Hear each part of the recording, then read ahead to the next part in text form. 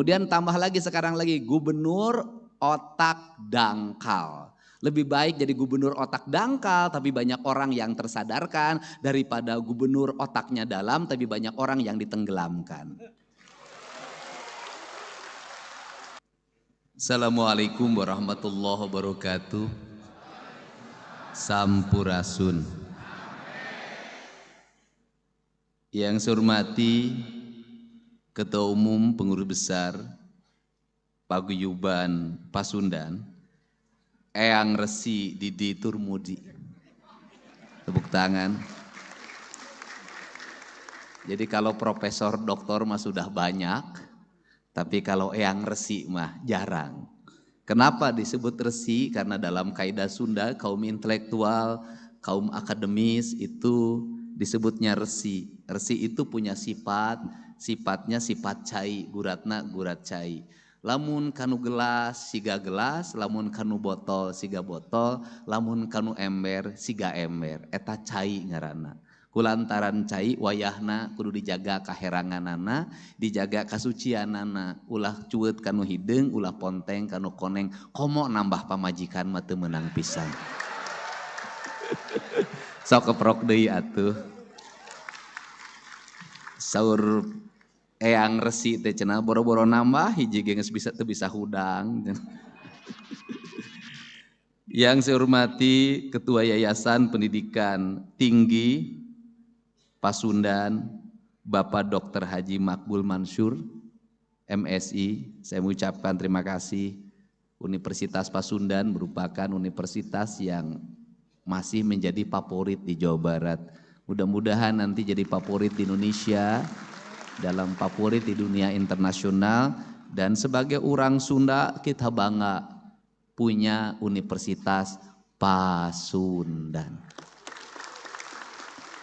Mudah-mudahan Pasundannya Pasundan bukan Pasundan Juuh Cimata, tapi Pasundan terpancar wajah bahagia. Karena seluruh orang tuanya hari ini bahagia, anak-anaknya bisa lulus. Saya yakin itu aya nu ngagadekeun sawah. Aya nu ngajual anting. Ya di tempat ini jangan salah loh, mereka mungkin beberapa hari yang lalu pusing. Kudu mayar toga. Nges mayar toga kudu nyewa mobil. Nges nyewa mobil indung bapakna kudu dangdan, make jas, make dasi, make batik. Eta teh piduiteun hungkul. Mudah-mudahan we teu nginjem ti Bang Emok lah. Ya kalau wisuda ya harus untuk perguruan tinggi ari TK, SD jeung SMP mah wisudaan atuh. Janganlah. Wisuda itu hanya satu kali pada jenjang perguruan tinggi. Ari TK, SD, SMP mah lain wisuda ngaranna ge kenaikan kelas jeung kelulusan. Eta dibagi rapot. Cirina naon? Cirina indung bapakna nyuhun tumpeng. Susuguh ka guruna. Mere sasajen ka guruna. Tanda hubungan. Nuhun anak aing nu ololeho geus naik kelas. Budak aing nu budug geus lulus. Keur peujeuh mere duit mah teu meunang ku undang-undang, nya mere bakakak jeung tumpeng we tanda cinta, tanda rasa. Tah eta teh hubungan guru jeung murid. Kunaon di Unpas ieu cenah kolotan teu moal tumpeng, heuh teu kudu ditumpengan da semesteranna ge mahal.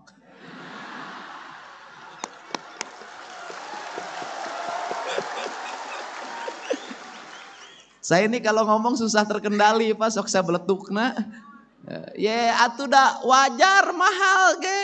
Da ngahaja mah dididik ku bapakna moal bisa ruangan di ASEAN, di Lipan, bangga. Dalam rumusnya tidak ada orang tua yang jatuh miskin gara-gara pendidikan anaknya, tidak ada. Saya ini bapak saya, ibu saya anaknya 9, hampir semuanya jadi sarjana. teu eueuh sawah nu sajengkal kajual, eueuh kebon anu satumba kajual, weuteuh we. Tapi ka ayeuna naon sababna? Karena ada dua hal dalam ilmu kehidupan. Siapa yang bangun rumah sesuai dengan ukuran hidupnya, siapa yang menyekolahkan anaknya, maka rezekinya akan terhampar dari seluruh penjuru langit. Yakinlah itu. Asal budakna bagel. Ai ruksakna kolot ku naon, lain ku biaya kuliah, lain ku biaya jajan. Rusakna kolot ku naon, ku bohong anakna. Bohongna kumaha? Ku naon duit semesteran sia teu dibayarkeun. Oh ngaku kapake ka ditu ka dieu, padahal mah kabogohna reuneuh. Kan bahaya. Ya ini kan terjadi juga, jujur aja, ya kan? Itu tapi lamun anakna jujur jeung junun, rezeki kolotna ngalir, kuliahna anggeus, geus kuliah terus digawe, bisa dagang, bisa jadi pagawe, bisa naon we manfaat jeung kolotna, sumujud ka indungna, sumerah ka bapakna, berkah hirupna, boga pamajikanana bageur, geulis nyaah ka indung bapakna, boga salakina bageur, kasep nyaah ka indung bapakna, nyaah ka mitohana eta. Mending keneh boga pamajikan geulis nyaah ka kolot daripada boga pamajikan goreng bengek timuruan ka kolot teh nyaah, rugi teuing. Ini. Jadi untuk itu saya sebagai Gubernur Jawa Barat mengucapkan terima kasih atas jerih payah ibu dan bapak menyekolahkan anak-anaknya. Cek urang Sunda mah pan nyakolakeun budak teh keupeuh dibagi dua. Tarek ngahuap teh bagi dua pan. Bagi dua jang anakna. Ini apa sih? Justru dengan jerih payah ibu dan bapak, indeks pembangunan manusia di Jawa Barat meningkat. Indeks pendidikannya meningkat. Engke nu menang penghargaan gubernur. Bener teu? Gubernur sia teh nu ripuh ma Icih ma Eroh ma Ana ce Imah ce Titin ce Tati ce Tita, ari gubernur menang penghargaan. Gubernur Jawa Barat berhasil meningkatkan indeks pendidikan rakyat Jawa Barat. Sia menang penghargaan tah nu digawe mah ieu doktor profesor indung bapakna, maneh mah ukur menang penghargaan hungkul. Makanya hari ini saya mengeluarkan kebijakan. Karena angka putus sekolah di Jawa Barat tertinggi di Indonesia, maka saya akan membuat tim yang bisa kepala sekolah langsung lapor ke ketua tim ini. Kalau ada anak di Jawa Barat berhenti sekolah gara-gara urusan ekonomi, maka tim kami akan menyelesaikannya. Dari mulai SD sampai SMA. Apa sih yang menjadi penyebab orang Jawa Barat eureun sakola? Urang mah nyaho kabeh. Naon? Saya kemarin itu berhenti nungguin teman-teman makan, saya nunggu di luar. Tiba-tiba ada emak-emak menghampiri saya sambil menangis. Aing mah momongeun aing teh. Rada ngora ceurik. Paur we ngaku reuneuh aing mah. Saya sudah tebak, ibu apa ini anak saya nggak mau sekolah, kenapa? Kenapa masalahna kunaon? Masalahna ieu teh ya seragam belum kebayar, kenapa? Berapa bu? 1.200.000. Kan sekolah mah udah nggak bayar, iya seragam. Saya mah balik nanya, ari jajan sabaraha anak ibu? 20. Tah ieu urang Sunda teh. Ari sia Aisyah juta teu kabayar, 20 sapoe kabayar. Ibu bisa enggak sih jajannya dirubah 5.000, 15.000 untuk bayar seragam? Kalah kacurik dikitukeun teh atuh aing kapaksa mang nebuskeun. Dan saya nebusnya nyuruh orang lain, tidak saya sendiri. Kenapa? Karena si ibu narana pipaureun. Kan sudah tahu saya tidak akan menikah sama janda. Nah, Ini teh kasus seperti ini teh banyak, bukan satu. Ada satu lagi keluarga yang anaknya juga tidak mau sekolah gara-gara seragam. Untuk itu saya ngajak pada penerimaan siswa baru sekarang di seluruh kepala sekolah di Provinsi Jawa Barat, andai kata ada siswanya tidak kebeli seragam, biarkan dia pakai baju apa adanya dulu. Nanti kita kelihat mereka tidak punya baju. Dari situ pemerintah nanti mengintervensi seragam buat mereka. Itu cara. Ini penting, dan yang kemudian saya sampaikan juga melalui forum ini di sistem penerimaan siswa baru biasanya dengan sistem yang sekarang ini suka banyak titipan gubernur, titipan asisten, titipan kepala dinas, titipan dewan, pokoknya tidak ada titipan kepala sekolah yang takut karena titipan memasukkan orang yang tidak berhak. Maka saya akan berikan sanksi. Walaupun sebenarnya juga tugas negara. Kalau ada orang maksa masuk ke sekolah sebenarnya bagus. Berarti orang tuanya ingin anaknya sekolah. Yang salah itu negara. Kenapa sampai sekarang belum bisa menyiapkan ruang kelas yang baik untuk seluruh rakyatnya. Itu masalahnya. Sanutinya ke anak.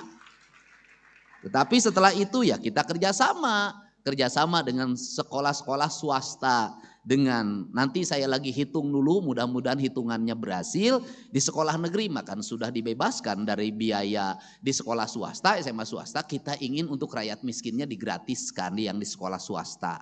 Ini orientasinya. Kenapa? Karena saya punya analisis, justru yang masuk sekolah swasta itu rata-rata orang tidak mampu.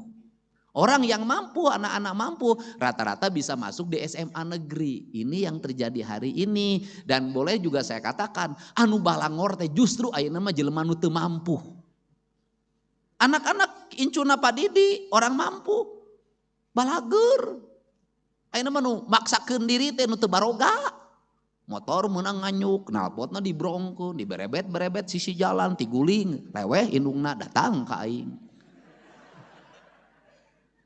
Budak keluar jam 11, kemudian tiba-tiba di jalan dibacok oleh temennya, cerik indungna datang ke aing.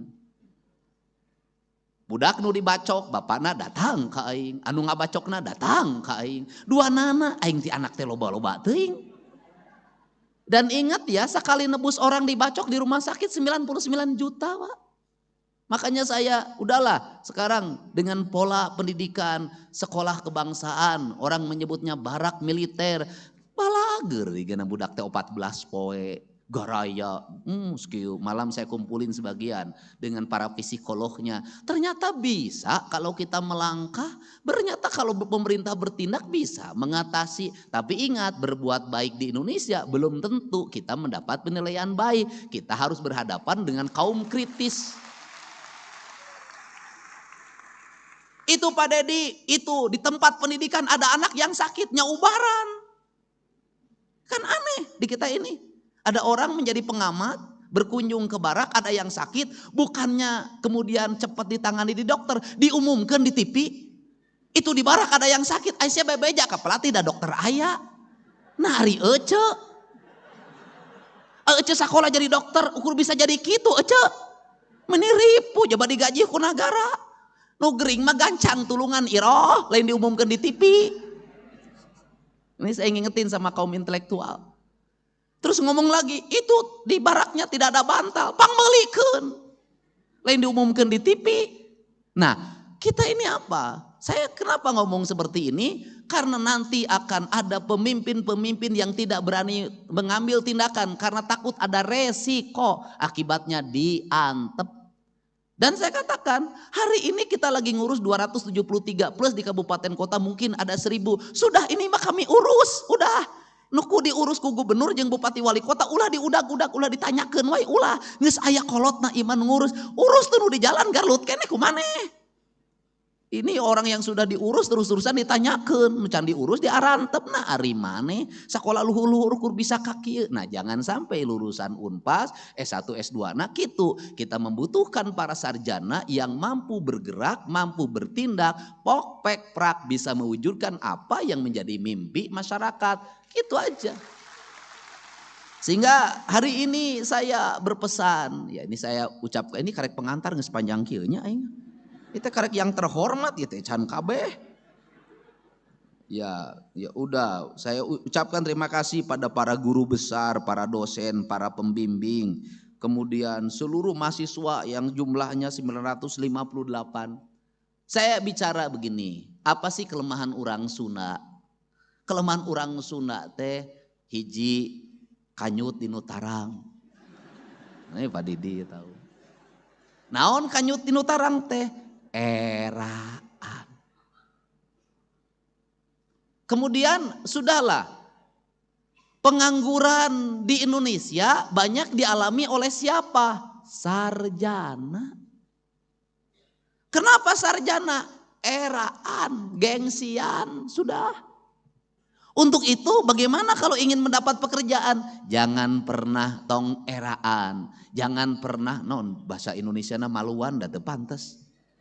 Maunya besar kemaluan kan teh cocok gitu. Gitu loh. Jadi terbalik gitu bahasa teh jadi kacau, Pak. Era teh malu. Kan era teh malu, Pak. Era teh malu. Era bahasa Sunda, bahasa Indonesianya malu. Gede ka era cek bahasa Sunda. Lamun bahasa Indonesia kan gede kemaluan pan teu nyambung. Nah, maksudnya gimana sih naon si apa yang menjadi penyebab kita ini gengsi, Pak, gengsi diheulakeun, ai kejo nganyuk. Udahlah. Lakukan apa saja yang ada di mata Anda. Jangan pernah berpikir Anda lulus di lamaran. Jangan pernah berpikir Anda harus punya modal kerja. Jangan pernah berpikir apapun. Kenapa? Kalau kita punya keinginan, kalau kita punya kemauan, maka Tuhan akan memberikan jalan.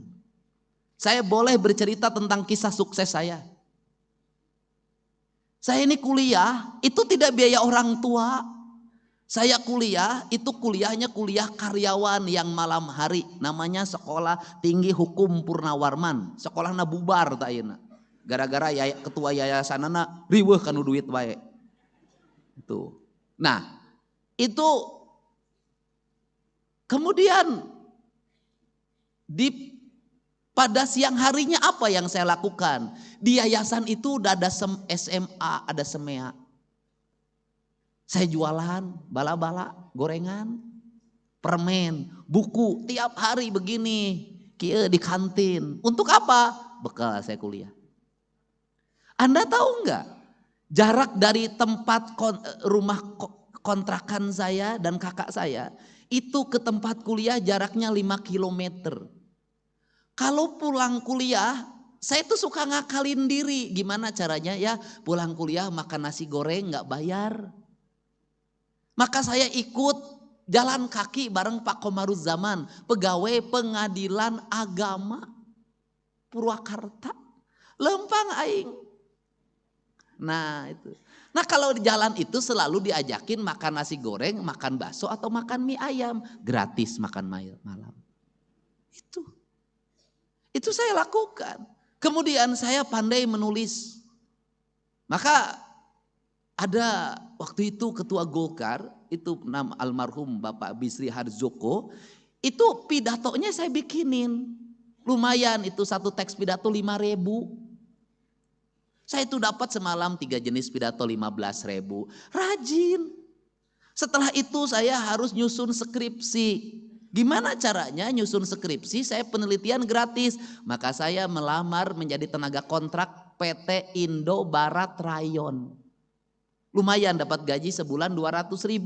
Sambil penelitian, orang perusahaannya nggak ngerti saya penelitian. Saya penelitian Pak, setelah setahun penelitian maka saya bisa ikut skripsi. Duit menang, skripsi angges.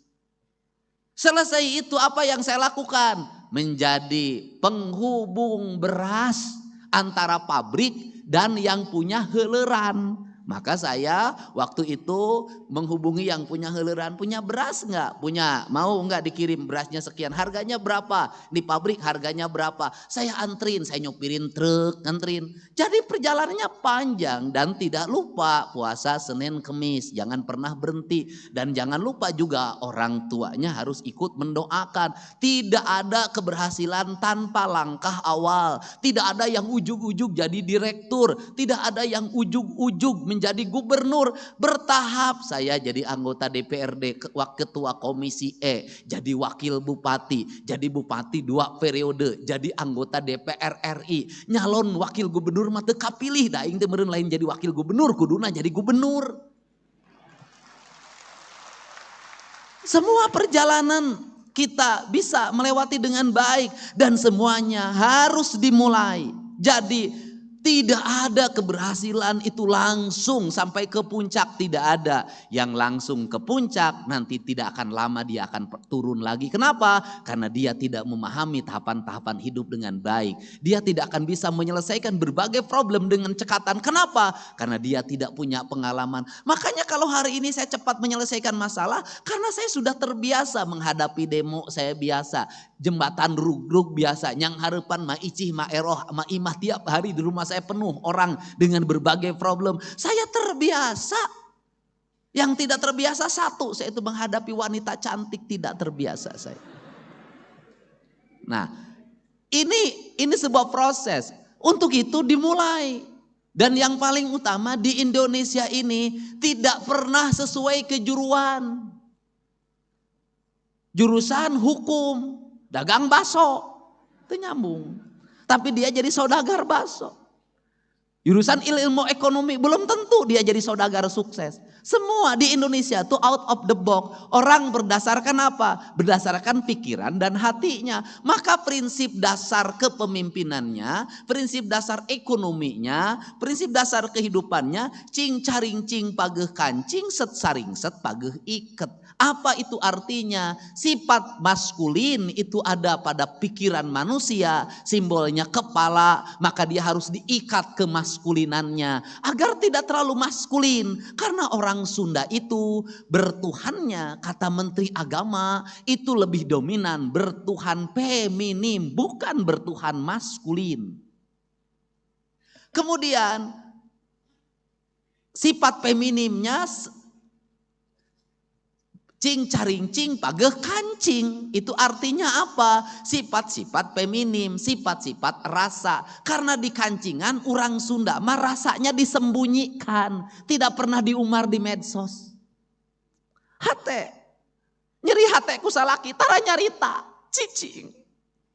Orang di kancingan keun bae. Biarkan derita ini aku tanggung sendiri. Orang tua pun tidak boleh mengetahui apa yang aku rasakan.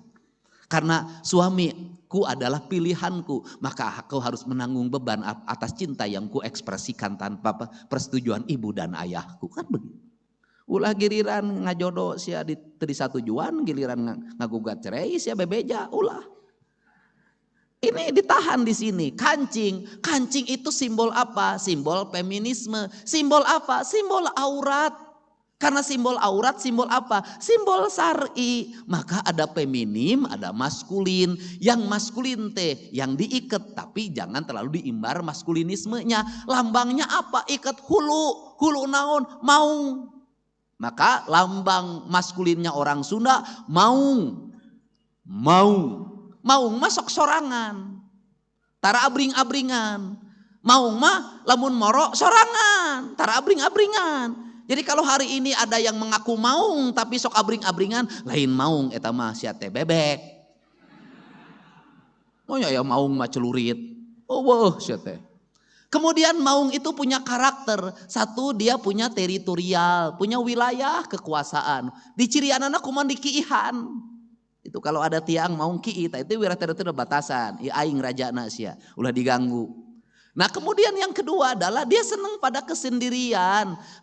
Kemudian ketika berburu dia turun. Ketika turun dia ngintip mangsanya. Ya kemudian ketika berhasil dia tidak pernah sombong. Dia makan berdasarkan kebutuhan. Setelah itu dia kembali ke tempat pertapaannya. Kalau gagal dia tidak pernah marah. Tidak pernah frustasi. Dia kembali ke tempat pertapaannya untuk menunggu langkah berikutnya. Itulah mau. Anu sok curhat malain mau bebek. Kemudian itu lambangnya, sifatnya bagaimana? Dedehan, ulasan, asian. Itu kok suka memakan? Tidak. Itu adalah bagian dari tugas titah alam, titah Tuhan. Bahwa dia adalah pengendali seluruh ekosistem pada sebuah wilayah. Mau. Yang kedua, sifatnya sifat feminim. Sifat feminim ada di siapa? Lambang laut. Yang itu gunung, leuweung. Yang ini laut. Laut lambangnya apa? Ibu ratu. Ibu ratu lambangnya apa? Cantik, tinggi, rambutnya terurai panjang, menggunakan baju yang hijau. Hijaunya hijau laut.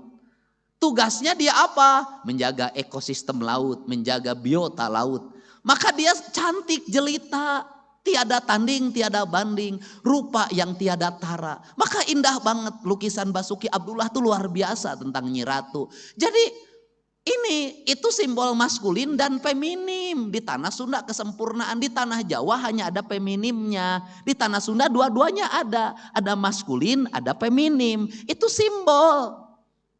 Apa yang membuat menjadi si isu kemusyrikan? Atuh da Nyi Ratu Kidul kunaon jadi Nyi Belorong. Nah Nyi Belorong teresep kalalaki teu kaharti aing mah.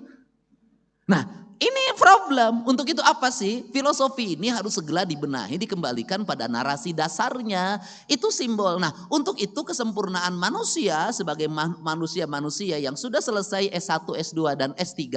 Maka dia menjadi manusia yang seimbang. Otak kiri, otak kanan. Bilik kiri, bilik kanan. Apa? Mata kiri, mata kanan. Kata orang Sunda kieu. Jaga panon ku awasna, jaga ceuli ku danguna, jaga irung ku angsena, jaga galetah ku ucapna, jaga hate ku ikhlasna. Keseimbangan itu dalam sistem ajaran kita maskulin, feminim, maung jeung ibu ratu, gunung dan laut, hutan dan hamparan samudra. Itu orang Sunda disebutnya itu ajaran Pancawaluya, gerbang Pancawaluya yang saya menyebut sekolah kebangsaan Pancawaluya. Apa itu?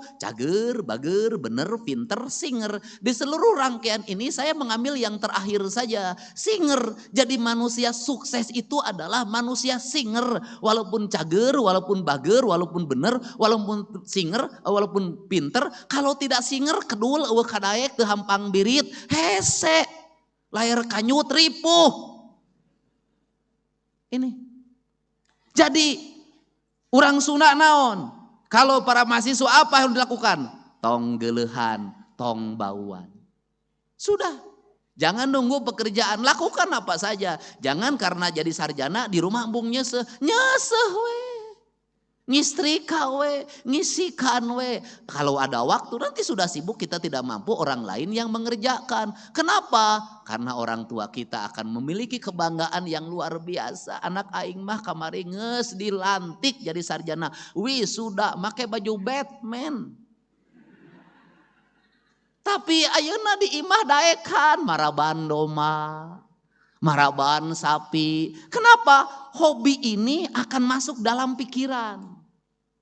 Saya karena sejak kecil seneng nyangkul, sejak kecil senengnya tanur, sejak kecil senengnya pare, sampai hari ini tiap pagi aing vlog mapai sawah. Kenapa? Saya senang. Dunia saya adalah dunia pertanian. Dunia yang membawa saya kebahagiaan. Esensinya bukan di hasil. Itu mah hasil mah da dihitung teu kaharti. Tapi di proses saya bisa melihat perkembangan padi. Dari mulai dibajak, ditanam sampai dipanen. Dan itu sarana rekreasi saya setiap pagi. Maka saya ada jadwal yang tidak boleh diganggu oleh siapapun. Jam 5 pagi sampai jam 8. Itu adalah jadwal saya mapai sawah. Nah, kemudian apakah secara ekonomi menguntungkan bagi seorang Deddy Mulyadi? Menguntungkan, kenapa? Maka uang saya digunakan untuk membersihkan saluran air, untuk membayar anak orang-orang yang nyapu di jalan, untuk menanam pohon, untuk membuat berbagai desain arsitektur bangunan yang indah, dan itu dinikmati banyak orang. Kenapa? Kalau saya tidak punya hobi itu, maka saya pilih yang lain. Jalan-jalan ke Singapura, pergi ke Prancis, kemana-mana muter ke Bali, nggak pernah berhenti terus.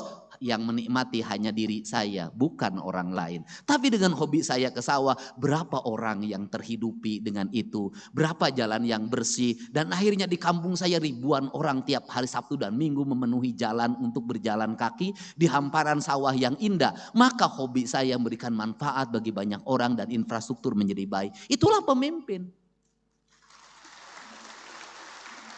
Nah, itu kemudian resep saya naon ngingu domba, ngingu hayam, ngingu bebek, ngingu lauk, sudah itu bagi saya senang saya. Itu adalah interaksi sosial. Kenapa? Bagi manusia yang sudah bisa memahami alam, bisa memahami kosmologi, bisa memahami seluruh makrokosmos dan mikrokosmos dengan baik, maka orang itu tidak perlu rekreasi. Kenapa? Karena dalam setiap hari dia bisa menikmati rekreasi. Bangun tidur dia rekreasi, tengah malam dia keluar lihat bulan rekreasi. Bukankah itu sistem ekonomi? Untuk itu jangan pernah mengagumi tempat orang lain yang indah. Yang harus dilakukan adalah mengembalikan kampung halaman kita menjadi indah. Itu.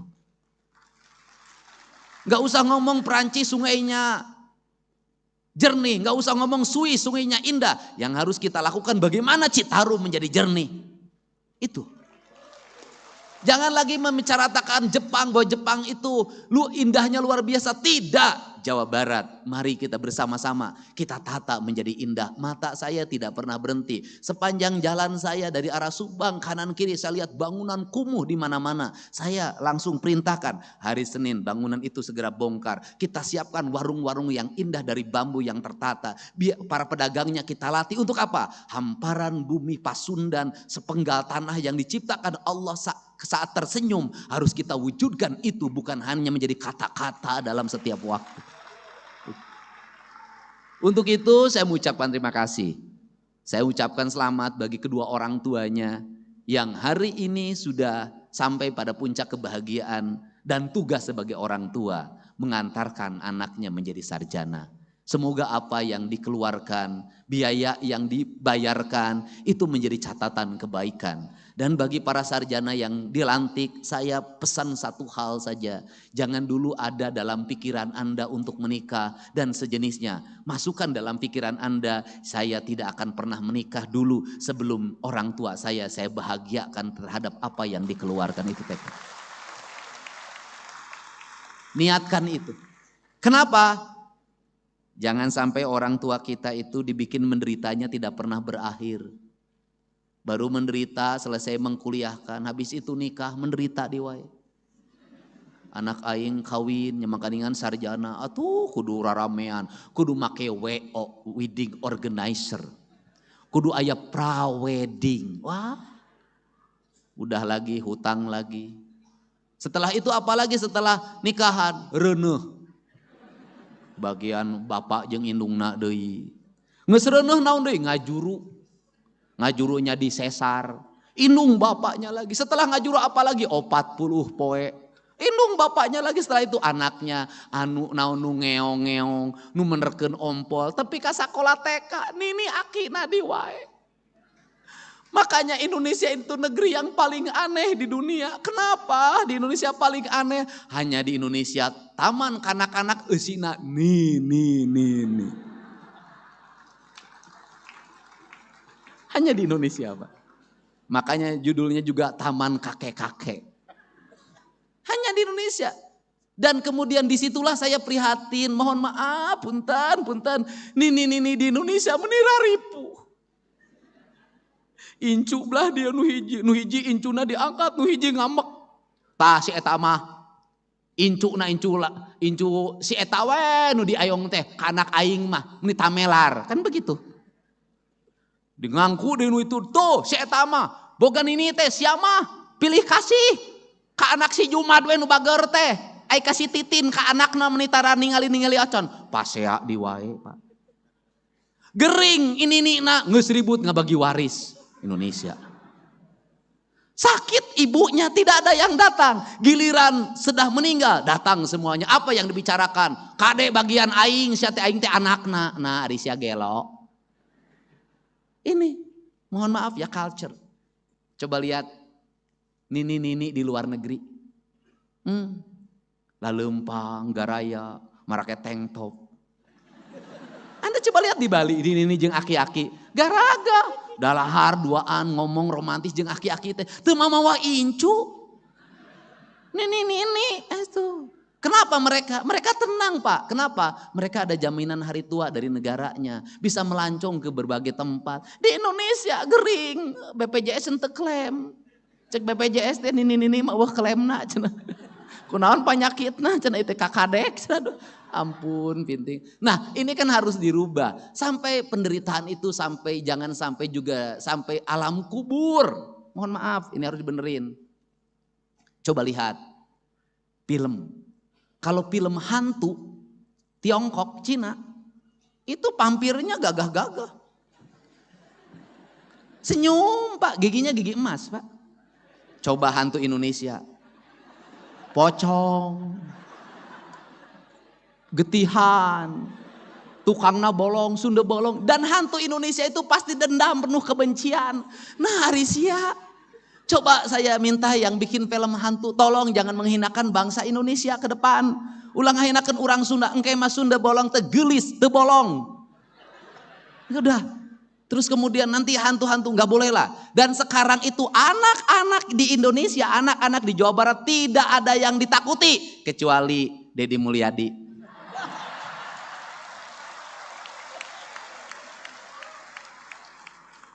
Ayo, kamu belum mandi ya? Ayo, kamu susah makan ya? Ayo, kamu nggak mau sekolah ya?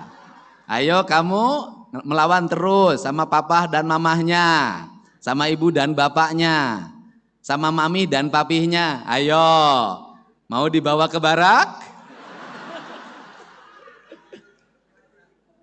Tapi sekarang itu anak-anaknya juga pinter, anak-anaknya speak up lagi.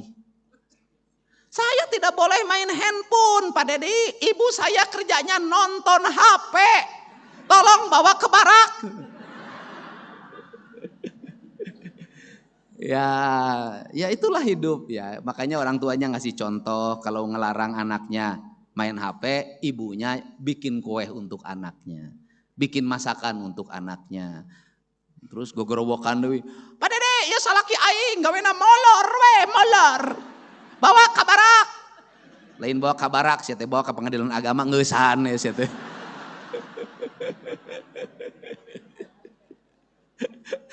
Ya.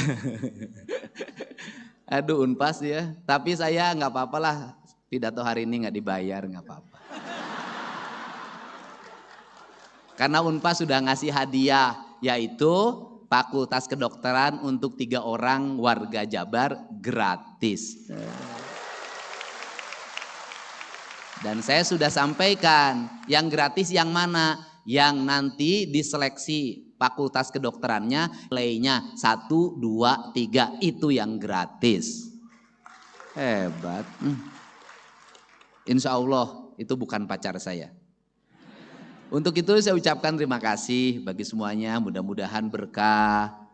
Setelah ini pekerjaannya terhampar dan saya lagi membuat rencana-rencana kerja, di antaranya industri tidak ada lagi lamaran, tetapi lowongan kerjanya langsung diakseskan ke database calon angkatan kerja yang ada di Jawa Barat. Nanti mereka tinggal dipanggil berdasarkan spesifikasinya. Kalau dibuat lamaran, jadi saya tidak setuju orang melamar kerja menyiapkan banyak persyaratan. Saya nanti bikin surat edaran untuk tidak usah lagi pakai persyaratan. Sudah diterima kerja baru ngurus persyaratan. Nyaho jelema teh keripuh kurunyan persyaratan. Nanti sudah diterima baru, karena apa? Kalau sudah diterima bikin persyaratan juga bahagia tenang, nganyuk ge anu percaya. Itu yang penting. Dan jangan pernah malu kita untuk melakukan apapun yang itu halal. Pokoknya gawe kerja aja, dagang apa saja, lakukan saja. Nanti juga ada jalan. Karena apa? Karena jalan itu selalu didapatkan bagi mereka yang berjalan. Jalan itu pasti didapatkan bagi mereka yang berjalan. Jalan tidak akan pernah didapatkan bagi mereka nu molor wae. Makanya saya nggak ada masalah ketika disebutkan gubernur konten. Lebih baik jadi gubernur konten daripada gubernur molor. Tambah lagi gelar saya, gubernur lambe turah. Lebih baik jadi gubernur lambe turah daripada gubernur biwir doer. Karena lambe turah itu beritanya selalu dinanti. Kemudian tambah lagi sekarang lagi gubernur otak dangkal. Lebih baik jadi gubernur otak dangkal tapi banyak orang yang tersadarkan daripada gubernur otaknya dalam tapi banyak orang yang ditenggelamkan.